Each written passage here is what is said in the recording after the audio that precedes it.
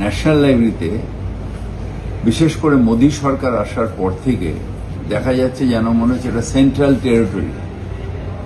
সেখানে যখন কোনো অকেশন হয় সিআইএসএফ কে দিয়ে গার্ড দেওয়া হয়। লোকাল বিধায়ক, আগে আমি ছিলাম, এখন মুখ্যমন্ত্রীর এলাকায় আমি ঠিক তার পাশের বিধায়ক।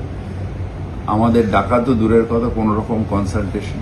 আগে কমিটির মধ্যে লোকাল বিধায়ক থাকতো, সেগুলোকে বার করে দিয়ে এখন যেন হচ্ছে কেন্দ্রীয় শাসিত অঞ্চল হয়ে গেছে ন্যাশনাল লাইব্রেরি। আর ভালো মন্দর সাথে এখন আমাদের স্টেট গভর্নমেন্ট বা এখানকার সাথে যুক্ত করতে দেয় না।